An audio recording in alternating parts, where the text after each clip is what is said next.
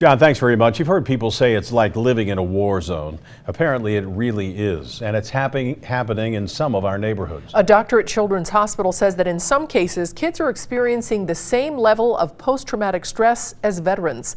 Angela Ingram shows us how leaders are looking for solutions to problems that plague the city.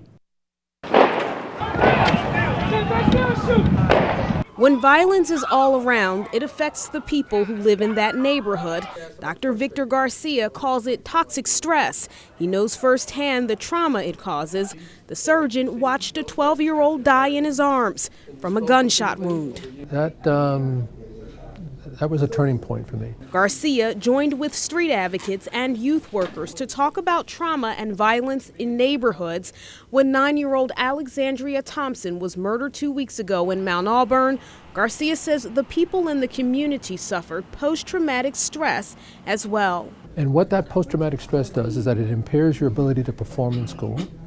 It causes heightened anxiety and vigilance, so that you tend to shoot first. Children are particularly vulnerable, and some came to talk about the challenges they face daily. People talk about how they want to help the community but never set foot on the community to help the community.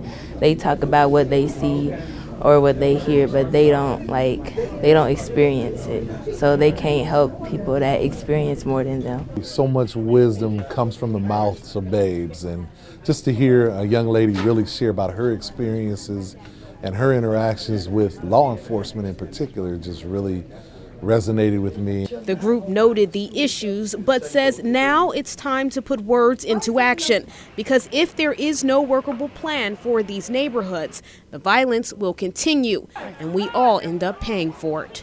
We tend to blame the shooter, and that was a terrible thing that that person did. But we also have to blame the system that really has resulted in the creation. In Over the Rhine, Angela Ingram, Local 12 News.